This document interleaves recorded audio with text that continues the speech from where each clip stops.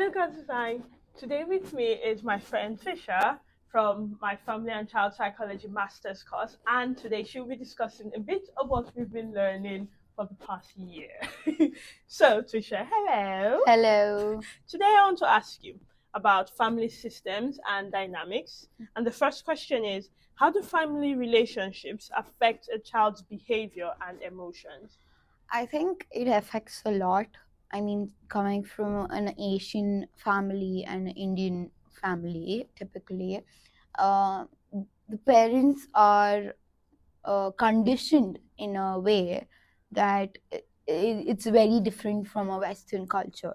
So, Indian system works as in like you have to be strict and you have to listen to your parents all the time, and they are the eldest, so you have to listen even if you are right or wrong. So there's no point of view in there. So when, as a child, when that happens, it is like naturally affects you as a, emotionally and behaviorally. uh, I feel what I've known or seen and or gone through in my life is you get really aggressive, you try to seek attention, and you, in seeking attention, you try to exaggerate things, or you don't you're just in your own world so that people can notice you, or your parents can notice you, your family members can notice you. You become very aggressive, and you get into wrong things which are not required actually for you. But then you being controlled at the home, or having different family dynamics in the home, that actually changes a lot in a behavioral or a emotional way. There are two things: either you turn out to be very understanding, or emotionally submissive sort of a thing, or you you're just like a rebel kid who just goes against everything and does that. So I've seen both the sides of family. So me, I was usually the most submissive thing, being the eldest daughter of my family. So I always used to be in my own world, and I used to not express much, and emotionally I used to shut down completely. But then I used to always also be understanding on the other side, like being empathetic. But then I used to not express my side of you. So that's how it was. But then I used to see my friends where they were completely opposite of me. They used to be rebels, they used to do whatever they want, the parents were okay with it, and they used to just, it felt like they were living their life, when you see from outside, but obviously you don't know what's happening inside. Exactly. So yeah. Thank you. Now, what happens to a child when there is constant conflict at home?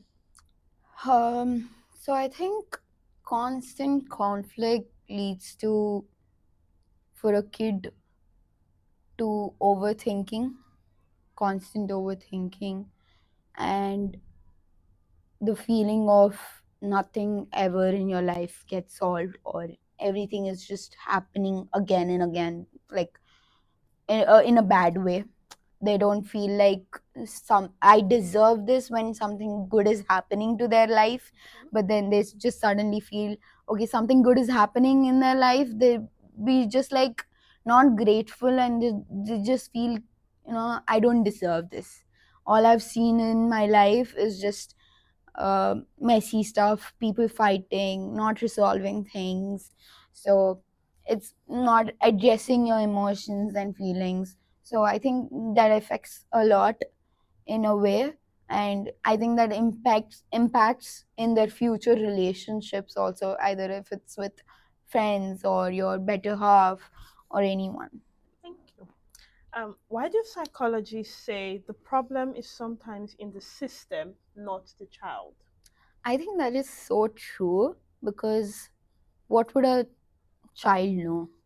A 5-year-old child, what would he or she even know what's happening out in the world? It's just the parents who know.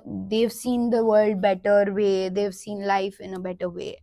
So when they are like the trouble or the problem or the reason for such family conflicts and everything, the change should come within them. Only then the child is going to have that impact.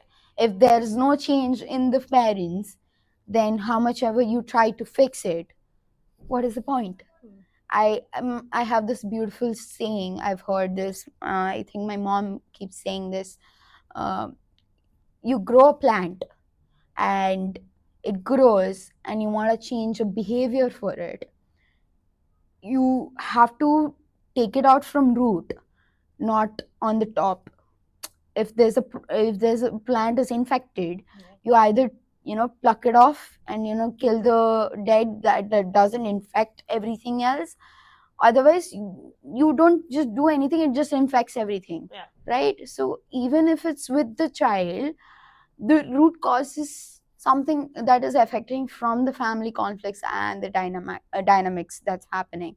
So it's just not the child problem, but the entire, that is the root cause of that. So if you just solve that root cause, I think eventually everything just falls into place. Okay.